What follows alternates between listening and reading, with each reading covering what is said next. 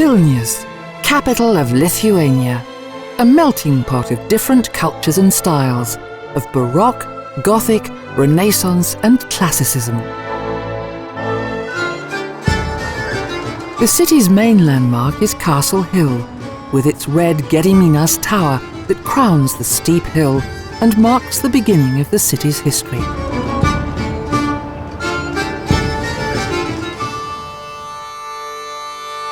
Within the tower is the Gothic castle of Grand Duke Vytautas, which was built of red brick in 1419.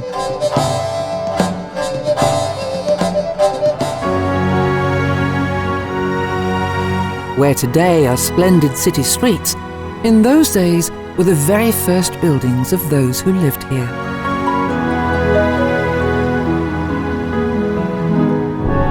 A lower castle was built on the banks of the Vilnia, and it was Grand Duke Mindaugas who first united the state of Lithuania.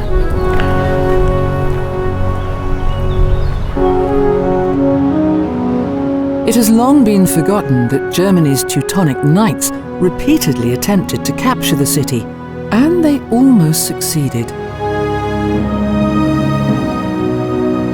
Until King Vladislav united Poland with Lithuania. The new power was shared by noblemen, bishops and citizens, and Vilnius developed into one of the largest cities in Europe, experiencing much success and prosperity.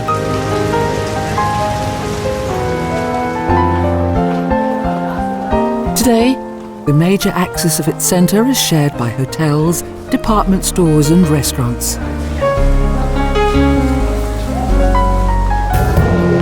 The Boulevard begins in Cathedral Square.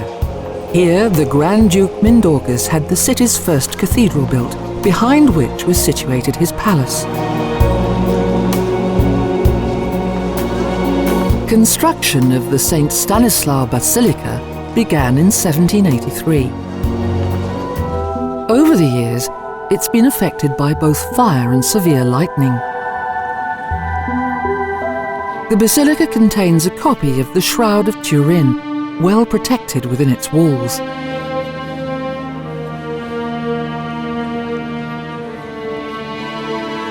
The early Baroque chapel of Holy Casimir is another revered feature of the cathedral. Following his canonization, Prince Casimir was buried here. Felis Street is the oldest and most beautiful street in the Old Town. From the castle, it led towards Poland and Russia. The narrow street is lined with beautiful old buildings. In 1514, Konstanty Ostrovsky, the great hetman of the Grand Duchy of Lithuania, had a Russian Orthodox church built here. In the 18th century, it burned down, was rebuilt in late Baroque style, and later reconstructed according to Byzantine design.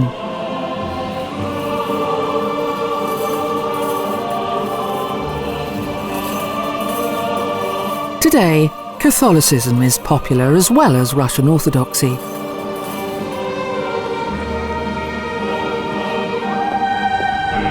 A symbol of the city is the Gates of Dawn, one of the city wall's former 9 gates, containing a chapel.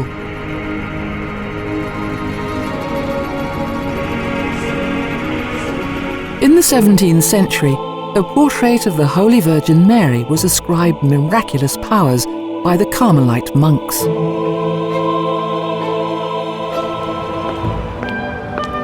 The University of Vilnius was founded in 1579.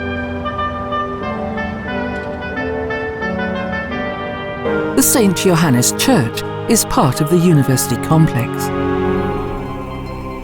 Along with its impressive altar, this modest church is one of the country's most beautiful examples of Baroque design and possesses no less than 10 altars.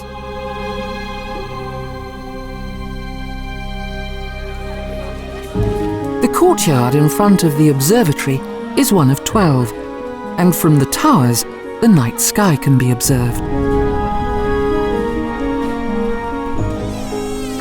Beneath its magnificent vaults and fine paintings, the old Litera library protects almost 5 million books that date from the 15th to the 18th century.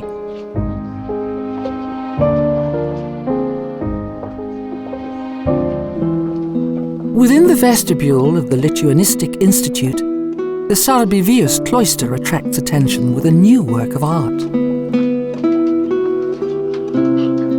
Created by Lithuanian artist and graphic designer Petras Repsis.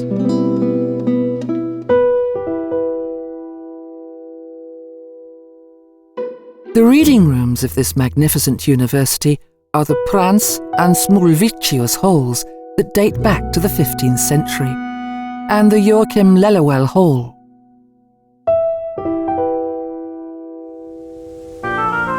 Just below Castle Hill is what is known as the Gothic Ensemble, with the filigree Annan Church and modest St. Bernard Church. This three-part hall church of a former eponymous convent has a large wooden altar and 12 wooden side altars.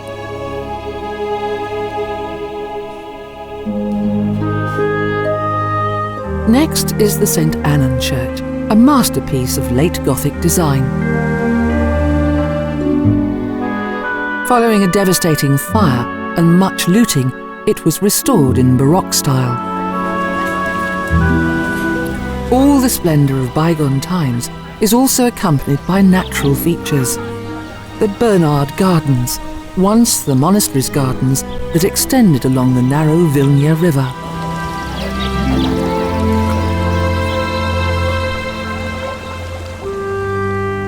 Only one of the city's former 96 synagogues has survived. This Jewish house of worship was designed according to eclecticism style in 1903, a vibrant place of worship for the city's Jewish community. Beyond the 5 bridges of the Vilnia, the artist Republic of Užupia welcomes with its state symbol, a golden angel with a trombone, and a constitution that is published on the walls. This old residential neighbourhood almost fell into total disrepair, but a number of artists have subsequently settled here, and its charming backyards have now been improved by its many small art galleries.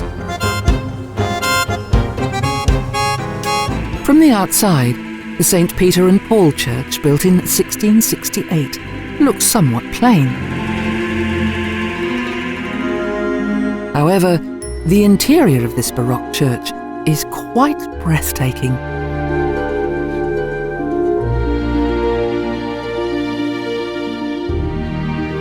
More than 2,000 stone figures look down from its arches and columns. Particularly noteworthy is what is referred to as the miraculous statue of Christ that contains real human hair.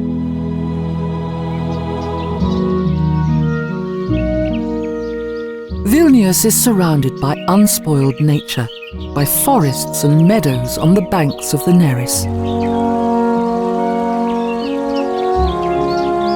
A European capital of culture, full of fine architecture and vibrant spirit.